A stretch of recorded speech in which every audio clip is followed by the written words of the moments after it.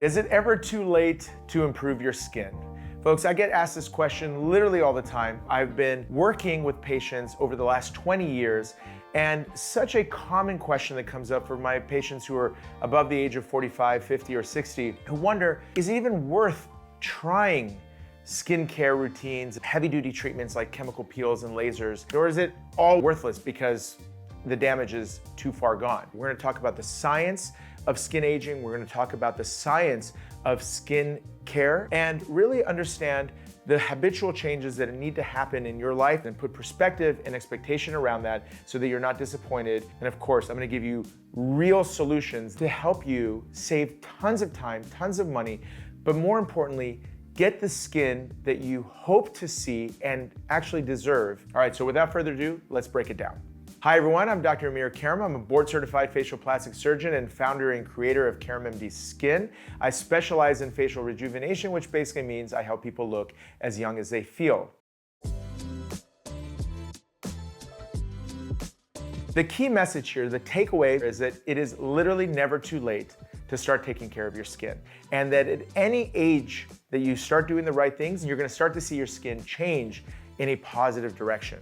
However, the earlier you get started, the better, obviously, because less damage, less change that needs to happen to restore. But if you happen to be listening to this and you're in your 60s or even 70s, in your 30s and 40s, makes no difference. It's just a continuum. So wherever you are along that continuum, you're gonna reverse back to younger, really truly younger, like 20s and 30s type of skin if you do these things the right way. So on a biological level, skin is an organ, and because it's an organ, it has a function: protect our insides from the outside world. So to protect it from UV light, to protect it from viruses and bacteria, to protect it from pollutants and also, environmental toxins, etc. And the healthier that the skin is, the better it can do that function. When it's healthier, it also looks younger. But with age, the skin begins to look older, but it also begins to function a little bit less effectively as the years go by, because certain things are related to health, are also related to the appearance of skin. And we're going to take advantage of two fundamental qualities that skin has as an organ. One is the ability to rejuvenate, as well as the ability to regenerate. And we're gonna use that to our advantage to hack the system, and we're gonna basically reverse that into a positive direction. That's the biological basis of real skincare, real active skincare routines. Not all skincare routines are based in active molecular changes. A lot of them are just literally fancy moisturizers in very, very expensive glass bottles that do hardly anything to your skin in the long run. You're gonna understand how this plays out when it comes to selection of your own skincare routine. But understand that if you've lost some faith in your skincare routine, it's likely because you haven't been doing the right thing. And that's super important to understand, that it's not because you're exempt from seeing changes, it's because you just didn't know what those right routines were to get the changes that you hope and expect to see. All right, so let's talk a little bit about the science of what's happening to the skin. There's three fundamental changes that are happening to skin as we age. Number one is a loss of collagen. The fibroblasts, which are the cells that create collagen in the dermis of our skin, begin to decrease the ability to produce collagen.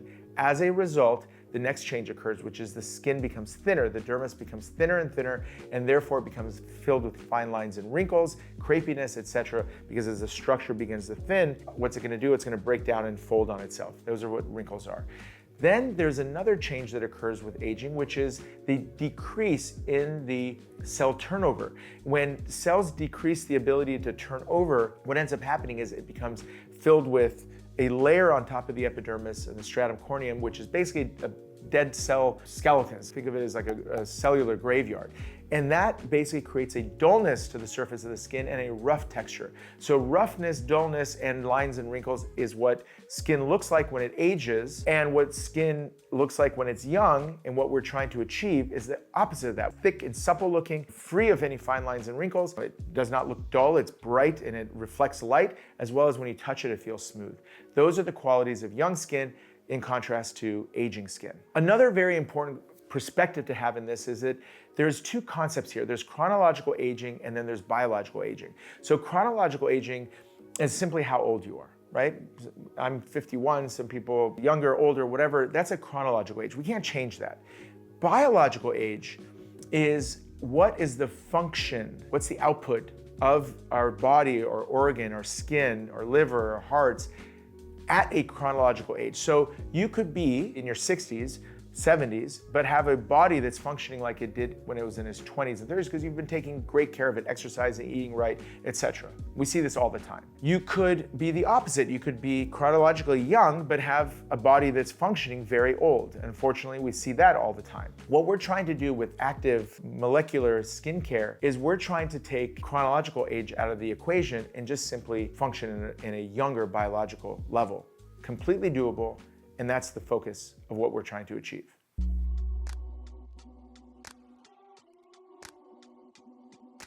So as we talked about earlier, skin can regenerate, right? What happens when you cut your skin?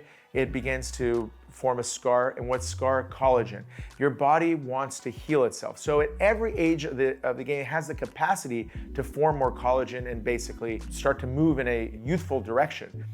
But it stops wanting to do that because we're aging. It's just every aspect of our body wants to stop doing that. It's like the same thing if you sat around and did nothing, your body would continue to age. You wouldn't be able to run. You wouldn't be able to have muscles on your body. You wouldn't be able to have, good heart and lung capacity, etc. if you did nothing. But if you do something, if you're working out every day and you're doing all this stuff every day, guess what happens? You continue to function like a young person. The skin is going through the exact same thing. With the aid of active skincare, you are basically hacking that system. Now, what are those skincare ingredients that do that? Well, basically, you're gonna hear me talk about it a lot, and if you've been watching some of my other videos, you've heard me chat about this a lot. There's a core foundational set of actives that are necessary for changing the cell turnover rate as well as increasing the production of collagen.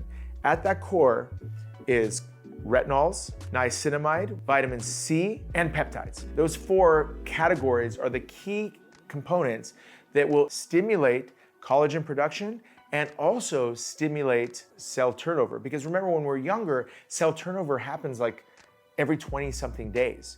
When we get older, it's nearly double that rate. That is the essence of increasing the thickness of the skin, decreasing the dullness of it, and improving the texture of it. These molecules that I just mentioned are going into the cell and into the nucleus and turning things on. Now, there are things that'll make your skin appear better, things like moisturizer, things like hyaluronic acid, etc. That'll make your skin appear better, but they're not actually changing the structure of your skin. These set of ingredients that I just mentioned are actually changing. Now, it's not to say that you don't need moisturizer, you don't need hyaluronic acid. They also play an important role. So now the next category is antioxidants and free radicals. So free radicals form because of just normal everyday cellular function. They also form as a result of exposure to UVA light, etc. You want to decrease the production of free radicals, you want to soak them up, and you do that with antioxidants. There's a number of different things that are antioxidants, but some very powerful ones are vitamin C, niacinamide. Those are really, really powerful ones. Vitamin E is also a strong antioxidant. That's the rationale for including them into the skincare routine, but they also have structural modifications in addition to protecting the skin. So when you're using some of these, they have multiple effects. I call them multitasking for a reason, because they're soaking up free radicals, which age the skin and break down collagen, and you are stimulating collagen. So it's like, no brainer. You got to put all this stuff together and you get something that is going to really, really move the skin in the right direction. Another very important part of retinols and vitamin C, in addition to their antioxidant function, same thing with niacinamide, is they also have a role in decreasing pigmentation. They work at the melanocyte level, which are the cells that produce pigment, and they also suppress them. So now we're talking about increasing collagen, decreasing free radicals through their antioxidant function, and improving the discoloration that happens through years of exposure to sunlight. So now you're like really hitting it on all cylinders. This is, once again, the powerful impact that these very, very beautiful molecules have on anti-aging. Also, the use of sunblock and physical barriers is also another way you're decreasing the production of pigmentation. So not only are you clearing the pigments, but you're also decreasing the production of it. But also at the cellular level, when you're on these products on a regular basis, you're decreasing the production of new pigment from even being able to be formed, because you're suppressing them. Many of these things are working on different parts of the pigment production cascade. So you're basically hitting it all different levels and really making an effective change. That's why being on retinol and vitamin C and niacinamide and even some botanical lighteners, like some of the ones that we included in trifecta, like daisy flower, licorice root extract, etc. These things are all working together simultaneously to suppress melanin production and therefore improving pigmentation. Where does sun protection come in? Sun protection is key because UV light is the greatest accelerator of skin aging. Everything you're doing to improve your skin, helping your skin look younger, you're basically hurting that process by exposing your skin to a lot of sunlight. So sun protection in the way of sunblock, physical barrier, etc., is absolutely paramount for you to increase the efficiency of restoring your skin and getting your skin looking young. And that's why I harp on this topic so often. You want to do everything you can to make this process as efficient and as effective as possible. So the next aspect of skin aging is a skin barrier. And as I told you, the skin barrier at any age has a really important function, protection. So you want to enhance the skin's ability to function correctly. So niacinamide sits at the foundational center of that. So does hyaluronic acid by plumping the skin up, which is bringing hydration to the skin. And we did a whole video on niacinamide as well as hyaluronic acid in terms of what its role is. But those things improve the structure of the skin barrier. So do ceramides, which are basically fats like lipids. We have an entire lipid complex in trifecta, but if you're looking to buy outside of that, you're looking at squalene, you're looking at ceramides. And the reason why those are important is to increase that layer on the outside portion of the skin that prevents things from basically being able to just permeate into the skin. So niacinamide, lipids, and hyaluronic acid are key aspects to high-performing and effective skin barrier function, which is, again, the whole function of the skin in the first place. All of this stuff has a wealth of scientific support and evidence in the literature. We're not making things up here. We're not talking opinions. This is what I have been doing for my patients long before I had my own skincare routine, design. And again, the reason I designed this was because I just wanted to make it easy enough for people to use.